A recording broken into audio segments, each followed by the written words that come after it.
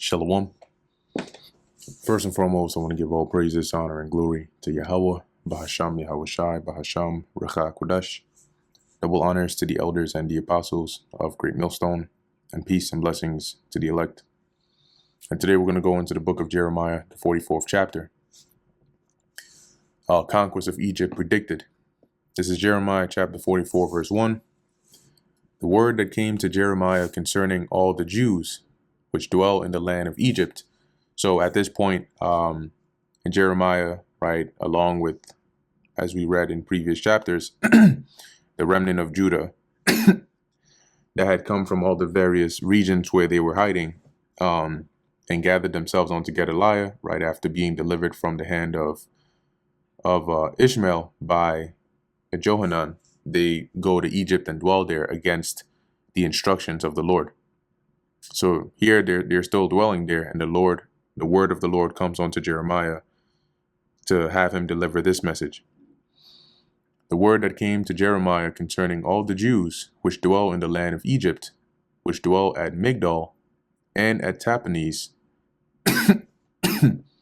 and at Noph and in the country of Pathros, saying, Thus saith the Lord of hosts, the God of Israel, Ye have seen all the evil that I have brought upon Jerusalem, and upon all the cities of Judah, and behold, this day they are a desolation, and no man dwelleth therein. Which is true, right? You know, at this point in time, you know, pretty much almost everybody had left the land. Okay, and the Lord is saying, you witnessed what I did there, right? It's not like you were oblivious to it. And I did that because of their wickedness, which they have committed to provoke me to anger, in that they went to burn incense and to serve other gods. So they offered offerings to these idols, right? And served them, whom they knew not. These weren't gods that we grew up with or were accustomed to. Neither they, ye, nor your fathers. So these were gods of these heathen nations that were round about you. This very same reason why the Lord said, don't, intermingle yourselves with them for things like this. But Israel did, and started to go in those practices and provoked the Lord to anger, and then he brought judgment. Howbeit I sent unto you all my servants, the prophets, rising early and sending them, saying, Oh, do not this abominable thing that I hate. You have Micah, Isaiah, Hosea, Jeremiah, amongst many others, saying, what's the first commandment? Thou shalt have no other gods before me. And the very thing that the Lord hates, they continue to do. But they hearken not, nor incline their ear to turn from their wickedness. To incline your ear, meaning to pay attention, right? Or to be attentive to something, to hearken or to take heed to it. To burn no incense onto other gods. And the Lord wasn't requiring much, but once again, it goes to show just how stuck in wickedness, entrenched in iniquity that our people were, and still are till this day.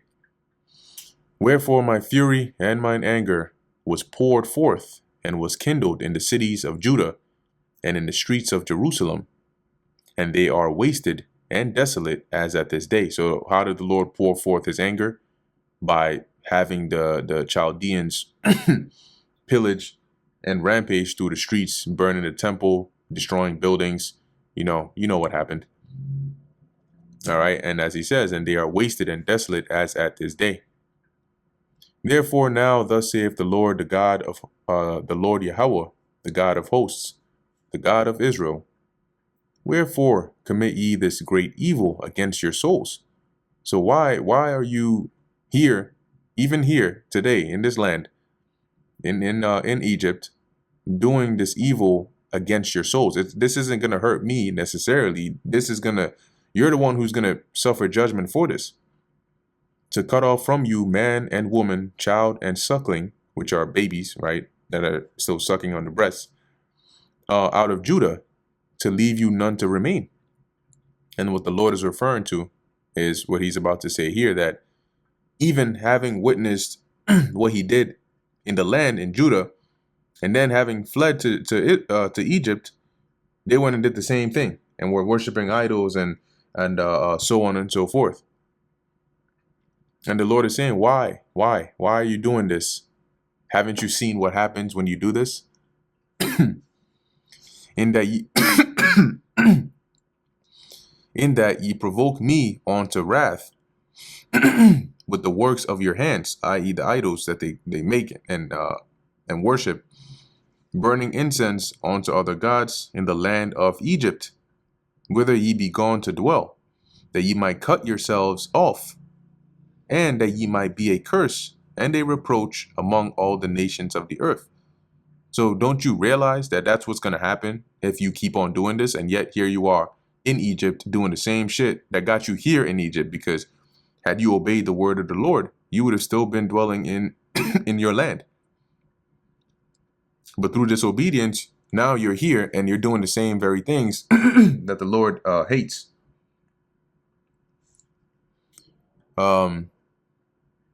Verse 8, or Slakia, verse 9. Have ye forgotten the wickedness of your fathers, and the wickedness of the kings of Judah, and the wickedness of their wives, and your own wickedness, and the wickedness of your wives, which they have committed in the land of Judah and in the streets of Jerusalem? So do you guys have amnesia? Did you forget that it's the very same thing that you did that led to, that pissed me off, that brought you here, and you're still doing it? They are not humbled, even unto this day. Neither have they feared, nor walked in my law, nor in my statutes that I set before you and before your fathers.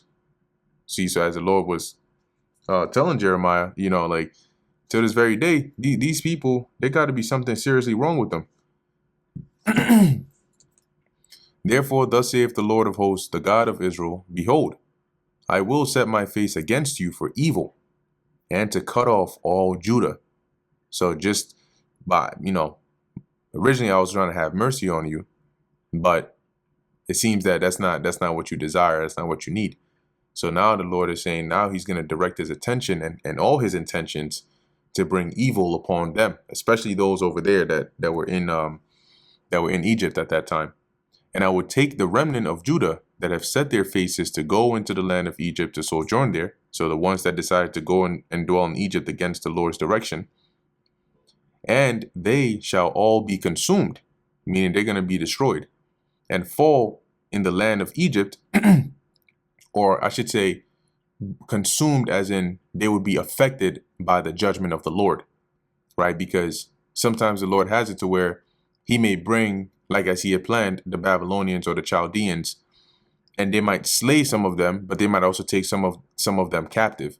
That's still being consumed by the judgment of the Lord, right? And fall in the land of Egypt, they shall even be consumed by the sword and by famine, or by the famine. They shall by the famine they shall die, from the least even unto the greatest, by the sword and by the famine, and they shall be an execration and an astonishment and a curse and a reproach. And that word execration, I think we read it. The Lord used this same kind of statement before, in reference to basically there will be like let me see how it's worded here.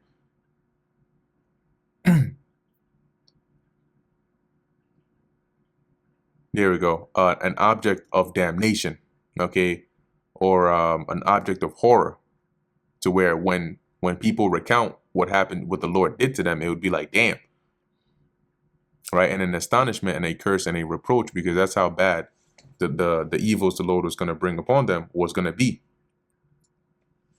For I will punish them that dwell in the land of Egypt, as I have punished Jerusalem, by the sword, by the famine, and by the pestilence, so that none of the remnant of Judah, which are gone into the land of Egypt to sojourn there, shall escape or remain, that they should return into the land of Judah.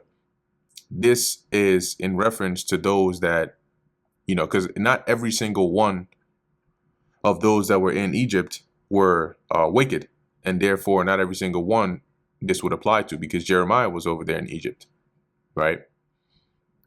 And the Lord is going to make that clear as we go on down. It says, to the which they have a desire to return to dwell there. So that land that they desire to go back and dwell in, these that I've targeted are not going to return there, because they're going to die.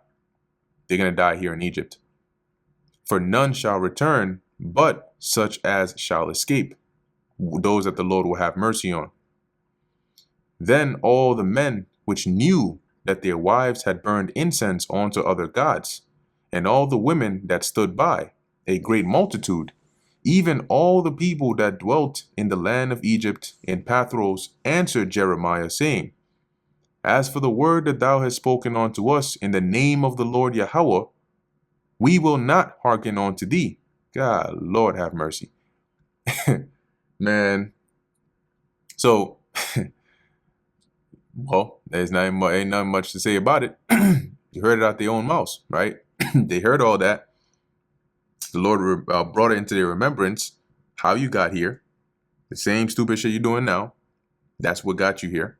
Because of your disobedience, you've seen what I've done to your land. You're now here doing the same thing.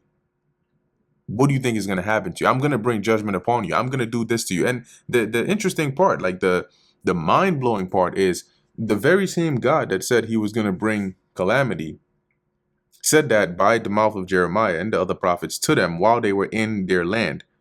And then he did it. And then they're in Egypt. They've seen what has happened. And then he tells them, now I'm going to do the same thing to you here. And then their response is, well, we're not going to listen to what you got to say.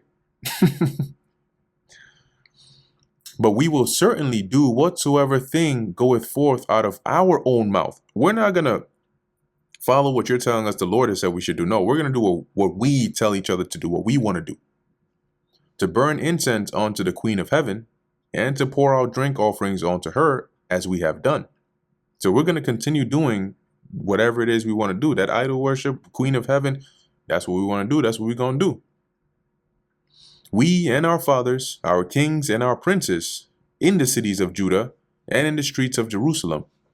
For then had we plenty of victuals, and were well, and saw no evil. So these dumb idiots are basically saying, we're going to keep on worshiping this Queen of Heaven and these other idols, because back when we were doing that, that's when things were going well for us. So we're going to go back to doing that. But since we left off to burn incense to the Queen of Heaven and to pour out drink offerings unto her, we have wanted all things. So now we're suffering and we're lacking because we stopped worshiping the Queen of Heaven. Listen to this. Was it the Queen of Heaven that brought you up out of Egypt? They might as well have said, yeah. And have been consumed by the sword and by the famine. So they even gave that judgment, the credit for that judgment, to the Queen of Heaven. And when we burned incense to the Queen of Heaven and poured out drink offerings unto her, did we, and this is the women speaking, did we make her cakes to worship her and pour out drink offerings onto her without our men? So, was this something we did? Wasn't it something we all did together? You think we just did this without our husbands knowing? Of course they did. They knew. Then Jeremiah said unto all the people, to the men and to the women, and to all the people which had given him that answer, saying, the incense that ye burned in the cities of Judah and in the streets of Jerusalem, ye and your fathers, your kings and your princes, and the people of the land, did not the Lord Yahweh remember them? And came it not into his mind? So don't you think the Lord saw that? Don't you think that was a part of the reason why he brought judgment upon you? So that the Lord Yahweh could no longer bear because of the evil of your doings and because of the abominations which ye have committed. Therefore is your land a desolation, not because you stopped worshiping the Queen of Heaven, but because of this wickedness and an astonishment and a curse without an inhabitant as at this day.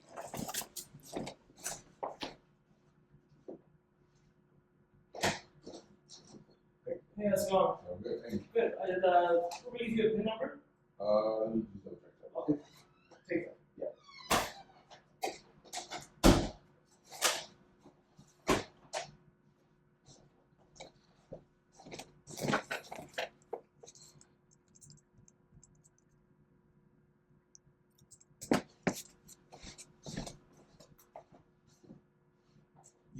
5173. 5173. Awesome. Have a great day, man. Thank you Okay, too. man. All right.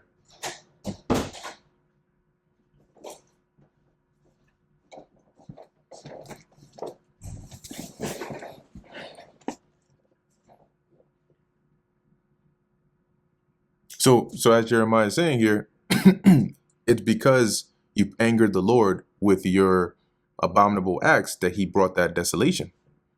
Because ye have burned incense, and because ye have sinned against the Lord Yahweh, and have not obeyed the voice of the Lord Yahweh, nor walked in his law, nor in his statutes, nor in his testimonies. Therefore this evil has happened unto you as at this day. That's the reason why you're suffering these calamities. Not because you stopped serving idols, but because you were worshiping idols. Moreover, Jeremiah said unto all the people and to all the women, hear the word of the Lord Yahweh, all Judah that are in the land of Egypt.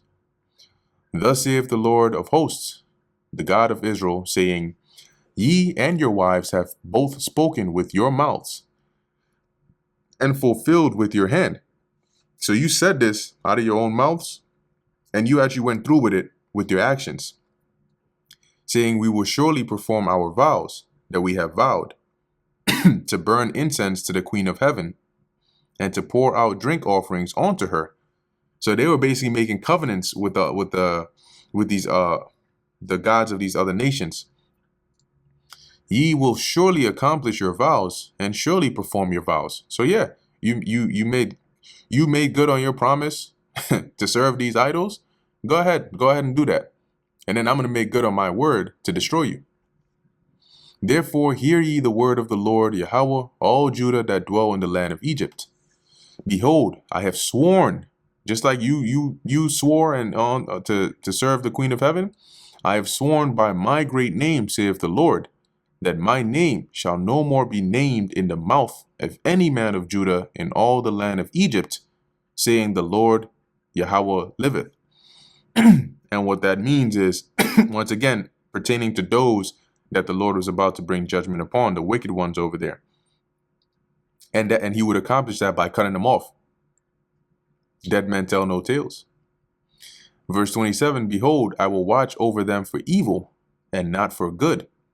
So when the Lord watches over you, right, he's like, his eyes are upon you, constantly looking out. If it's for good, it's to protect you. So he's looking at any potential dangers and he's delivering you from it. To watch over you for evil is he's looking at any opportunities to bring evil upon you. That involves setting up a nation, bringing them up into power, and having them direct their attention towards your land in particular, and not for good. And all the men of Judah that are in the land of Egypt shall be consumed by the sword and by the famine until there be an end of them. So the Lord had made up his mind that he wasn't going to show them mercy in that land. Yet a small number that escaped the sword shall return out of the land of Egypt into the land of Judah. And that's what I was referring to earlier when I mentioned that this judgment is against those that the Lord has intended it for, the wicked ones. But there will still be a few that the Lord will have mercy on. And all the remnant of Judah that are gone into the land of Egypt to sojourn there shall know whose words shall stand, mine or theirs. Right? They said they're going to do their words. They're going to do after what they've said. Well, the Lord said he's going to do after what he said. So he's like, let's see whose words actually come to pass. And this shall be a sign unto you, saith the Lord Yahweh, that I will punish you in this place, that ye may know that my words shall surely stand against you for evil. So I'm going to show you a sign to prove to you that I'm going to bring this judgment that I've pronounced against you. Who the hell are you to go try to go toe to toe with your creator? Thus saith the Lord Yahweh, behold, I will give Pharaoh Hophra, king of Egypt, into the hand of his enemies, and into the hand of them that seek his life, as I gave Zedekiah, king of Judah, into the hand of Nebuchadnezzar, king of Babylon, his enemy, and that sought his life. So just like Zedekiah fell prey to the king of Babylon, to the Chaldeans, same way I'm going to give up the Egyptians to the Chaldeans. And you're going to know that if Pharaoh goes down, you are most certainly cooked. And that is the end of Jeremiah, the 44th chapter. Lord willing, this was edifying to the elect. In closing, I want to give all praises, honor, and glory to Yahweh, Bahasham Yahweh Shai, Bahasham Recha Kodash. And until next time, Shalom.